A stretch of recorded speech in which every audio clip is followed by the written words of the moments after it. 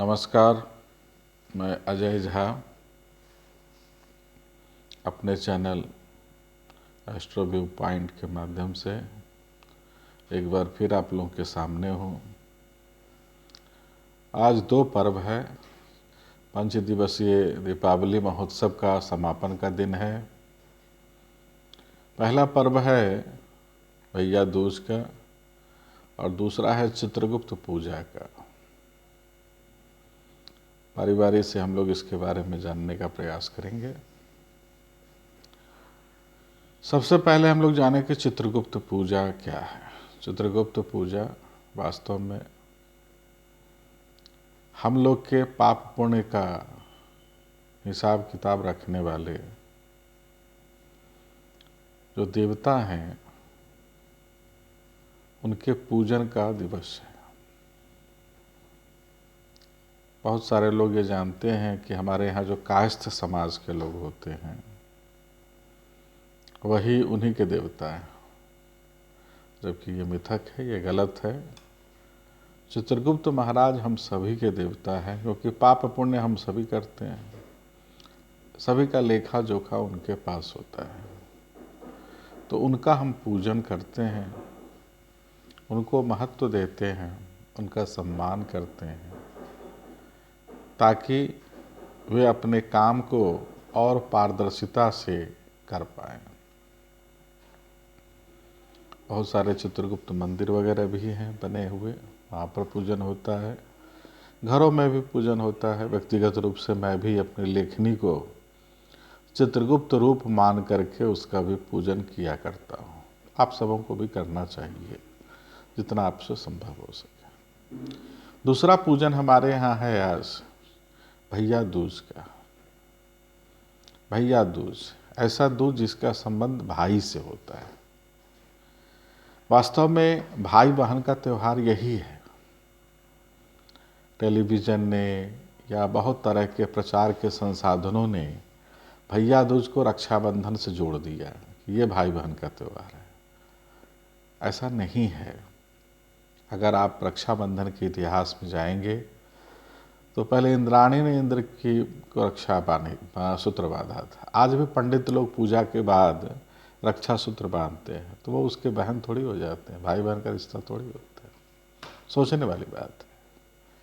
बाद में वो कर्णावती और हुमायूं का ये भी घटनाएं हुई, तो इस तरीके से उसको भाई बहन के साथ जोड़ दिया गया। और वर्णों के हिसाब से जो पर्व का विभाजन है उसमें रक्षाबंधन का त्यौहार ब्राह्मणों का त्यौहार है। ब्राह्मण उसमें अपने यजमानों के यहाँ, अपने समाज के प्रबुद्ध लोगों के यहाँ, समाज के सक्षम लोगों को रक्षा बांधते हैं और उनसे यह वचन लेते हैं कि वह समाज की रक्षा करेंगे, उनमें जितना सामर्थ्य है समाज का सहयोग करेंगे। तो इस प्रकार से होते होते कालांतर में टीवी, सिनेमा, इनके प्रभाव से रक्षाबंधन भैया दूज का त्यौहार हो गया। जबकि भाई बहन का त्यौहार भैया दूज है, वो नहीं है। भैया दूज के बारे में एक कथा प्रचलित है। यम और यमुना दोनों भाई बहन हैं। ये दोनों भगवान सूर्य के पुत्र और पुत्री हैं, दोनों संतान हैं उनके। एक दिन, आज के दिन, यम अपने सारे कार्यों को छोड़ करके, यम मृत्यु के देवता हैं, हम सभी जानते हैं, सारे कार्यों को छोड़ करके यमुना के यहाँ आज भोजन करने जाते हैं, उनसे तिलक लगवाने जाते हैं। ये परंपरा है, आज भी वो जाते हैं। तो ये जब वहाँ जाते हैं तो यमुना उनसे वरदान मांगती है, आज भी मांगती है। वरदान ये मांगती है कि आप हमें वरदान दीजिए कि 2 लोगों को कभी अकाल मृत्यु न हो। जो भगिनी गृह भोजन करे, अपनी बहन के घर भोजन करता हो उसको, और जो यमुना में स्नान करता हो उसको अकाल मृत्यु का भय न हो। और ये वरदान मृत्यु के देवता यमराज अपनी बहन यमुना को देते हैं। तो इस तरीके से मनाने का त्यौहार है।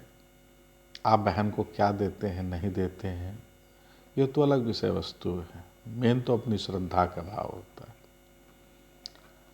मेरे यहाँ मिथिलांचल में इसको अपभ्रंश रूप में भरदुतिया शब्द से पुकारा जाता है। इसमें भी हर बहन अपने भाई को 5 बार पान का पत्ता, सुपारी,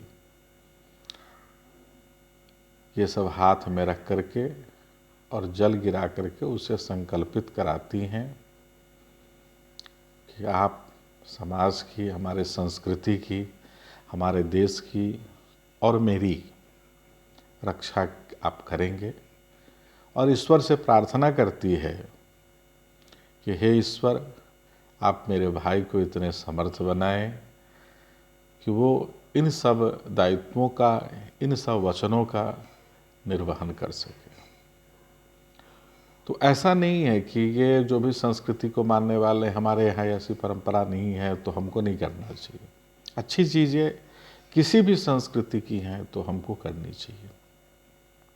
आज हमारे पहनावे में करवा चौथ कहाँ से आया, हरितालिका कहाँ से आया, देखा जाए।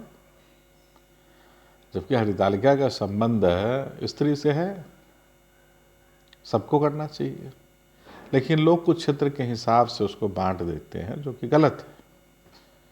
तो भाई बहन का त्यौहार भैया दूज ही है। आप ज़्यादा नहीं कर सकते हो, टीका तो लगाइए भाई को, अपने यहाँ खाना तो केवल खिलाइए। अकाल मृत्यु से बचने के लिए इतना उपाय तो हो ही सकता है। एक भाई अकाल मृत्यु से बचने के लिए अपनी बहन के पास जा ही सकता है। बहुत अच्छा समय, दीपावली और छठ के बीच का समय, जाएंगे, मिलेंगे, जुलेंगे तो और आनंद आएगा। तो मेरा आप लोगों से यही निवेदन है कि भारतीय सभ्यता संस्कृति में जो कुछ एक चीज़ें हैं जो मूल रूप में है, उसको स्वीकार करिए और आत्मसात करिए, उसको मनाइए, फुली इंजॉय कीजिए, आनंद लीजिए। मेरे इस वक्तव्य को, मेरे इस प्रार्थना निवेदन को अगर आपको अच्छा लगे तो इसको लाइक करिए, शेयर करिए। धन्यवाद।